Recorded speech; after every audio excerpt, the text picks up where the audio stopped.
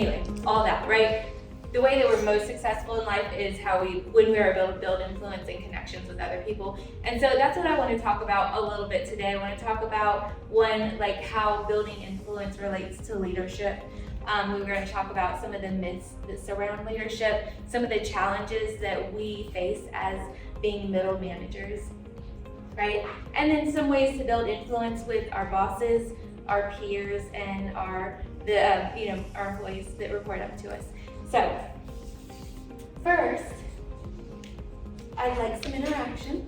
If you guys can, if we think of an effective leader, what are qualities of an effective leader? Trust. Communication.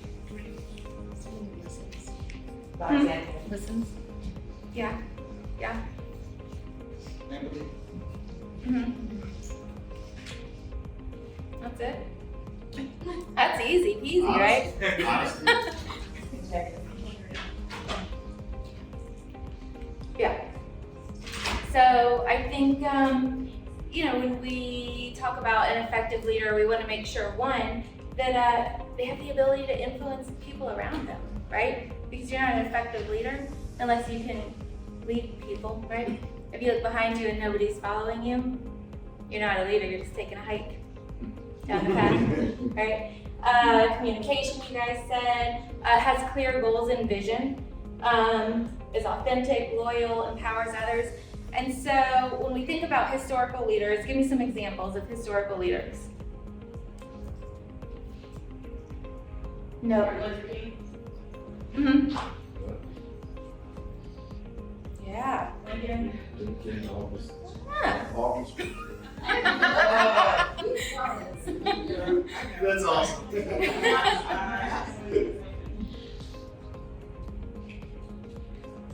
Nelson Mandela. Oh, wow. Oh. That's true. You see that one coming? This is on my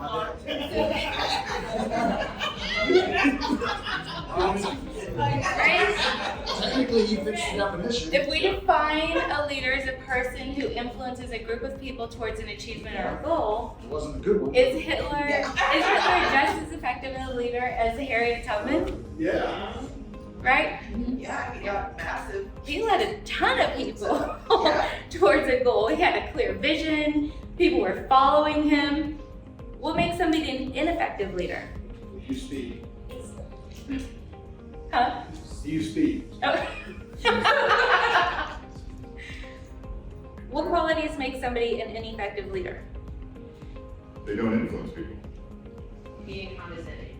They don't listen. Yeah. Young facial. Very confident. I think we're still talking.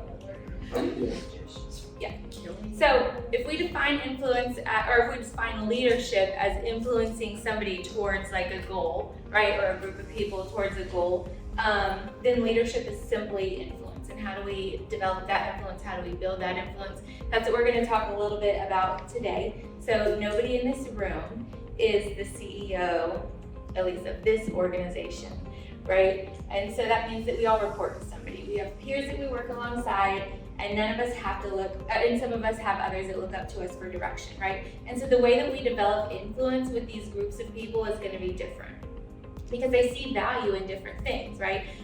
Every group of people sees value in a different thing or a different activity. And so what is the value? How can we add value to these different groups of people? And by adding value, build influence with them, right? The way you interact with your supervisor is going to look different than the way you interact with your team members. And not everybody understands what it means to develop influence with people in every direction. But if you do want to do it, it can be learned and it can be practiced. So that's what we're going to talk about today. Over half of the people in the room weren't here last year. And so I know some of you are familiar with the 5 levels of leadership, and I know some of you may not be familiar with the 5 levels of leadership. So I'm going to do a really quick overview of it. There's so much more. There's books about it, and it's super, super interesting. But I'm just going to go really quickly because I have less time already. Lunch is coming and everything. But if we start at level 1, right, the very first level of leadership,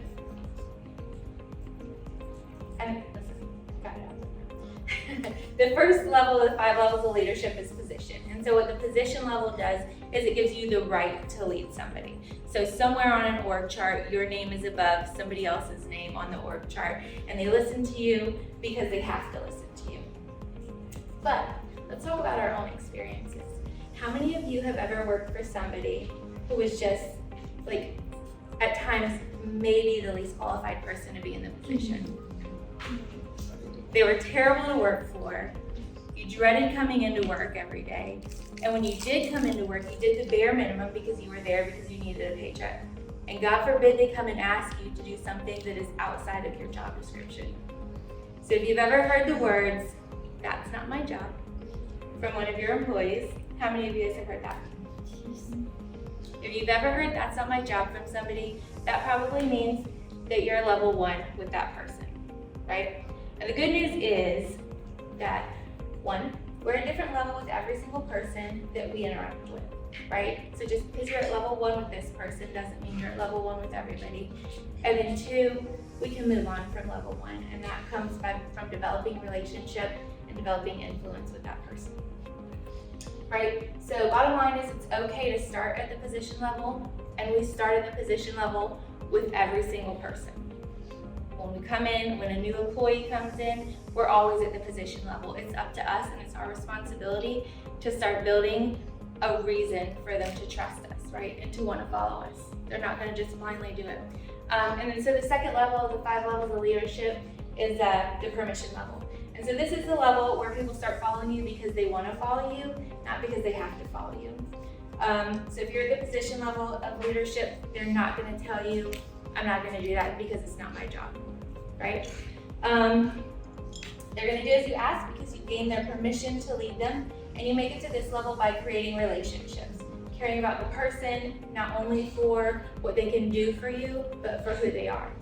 Guys, that's so important, right? I know we all get super, super busy as we go on about the day, and we don't take the time to create those relationships. But if you don't create those relationships and somebody thinks that you care about them because of how fast they can post a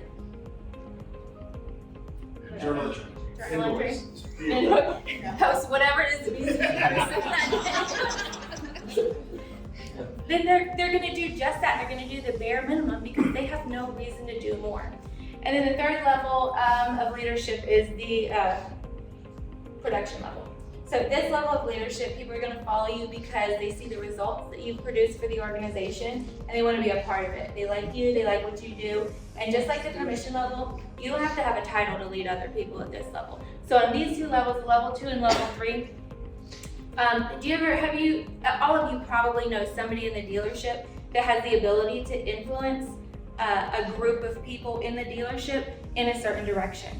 Sometimes not in the direction that management would prefer for people to be influenced. They don't have a title. They are there, they formed relationships, you know what I mean? They laugh together, they go to dinner together, and when there's a big something brewing, they stir up all of the turmoil in there, and people listen to them. They have level 2 and level 3 influence without the title. So in the 4th level is people development, and at this level, people are gonna follow you because of what you've done for them. And for every single one of you in this room, it should be a scheduled part of your daily and weekly activities to develop at least the top 20% of the people that work for you.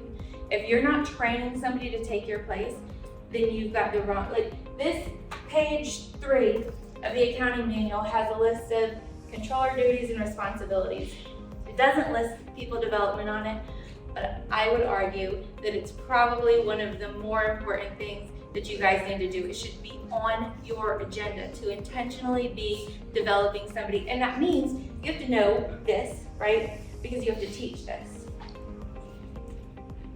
You shouldn't be the person that says, "I'm the only person that does this job. I'm the only person, I don't want to teach anybody else to do it because, I need to have my job security and all," right? You should be developing as much as possible. And then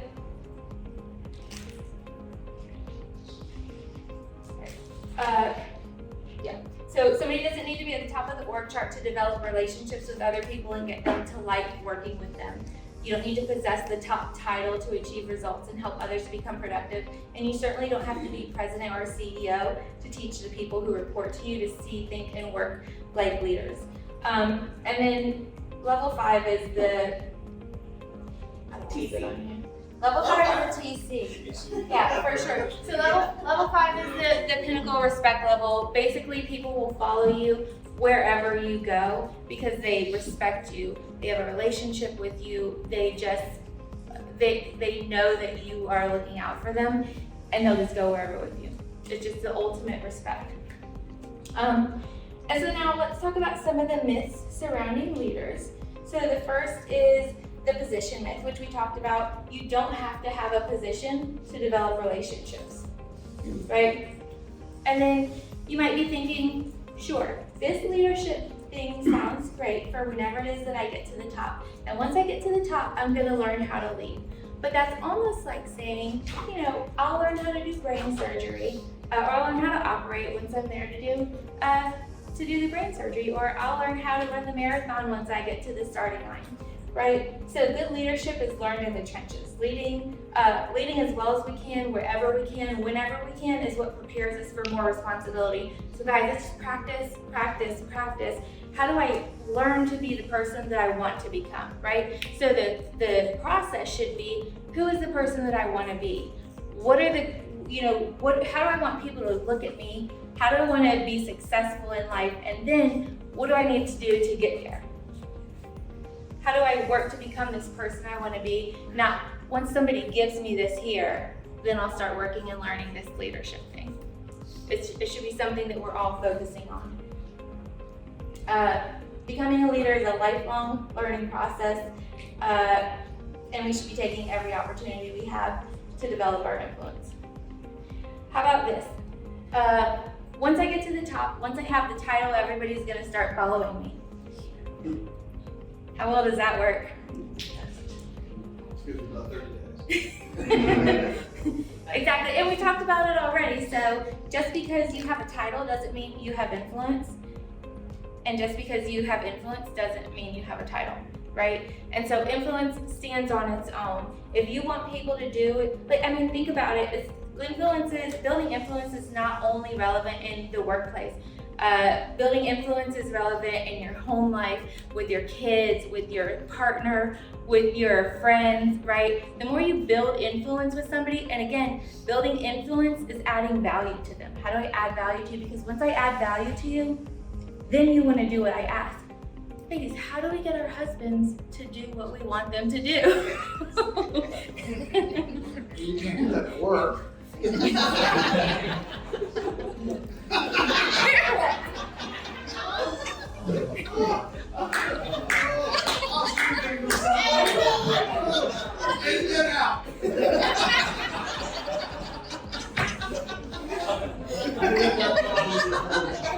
I ruined your recording, I'm sorry. With good editing. So. The freedom myth. So many people think that, I've talked to some people and I always ask, what do you want to do next? Or what else do you want to do? And a lot of times they're like, well, I want to be a manager. I want to be, I want to be a manager. And what does that mean to you? And so many people think that once you get to that next level, you have so much more freedom. And Craig, tell them, how much less freedom do you have the higher you go? How much more responsible are you for other people's well-being, right? And when you're responsible for somebody else, you're less, you have less freedom, less and less freedom. The higher you go, the more people demand from you. It's like having kids. It's the second. More kids, less freedom. More kids, less freedom, right? The potential myth that you can't reach your potential if you're not at the top, but in reality, we should all be striving to be the best we can be and not to climb the ladder the highest we can climb. How can we be the best? How can we add value to others? And I promise you, when you think about adding value to others and when you come into life and every day with the perspective of what can I do for you as opposed to what you can do for me. Who was the president that said, ask not what you can do? Who? John Kennedy. Yeah, Kennedy. Ask not what you can do, ask not what your country can do for you, but what you can do for your country. But it, like, seriously, that's really, really powerful. And if you go into your day and into your life with that perspective, like, how can I support somebody else? What we're doing this week for Women at Hudson is we're doing what's called RAC Week. It's Random Act of Kindness Week. And the goal is to, like, go out into your day thinking, what can I do kind for somebody else? Because selfishly, right, it not only, you don't know how it's going to affect that person's day, but it just lifts you up so much when you're able to do something kind for somebody else and do a good job for somebody else. So those are some of the myths from leading, right? Like, we don't get influence just by having a title. We don't get more freedom by being at the top, and we don't have to be at the top to make a difference. 99% of the difference that's made in organizations comes right from the middle. So, an all or nothing myth. You can make an impact from wherever you are. I think I just said that.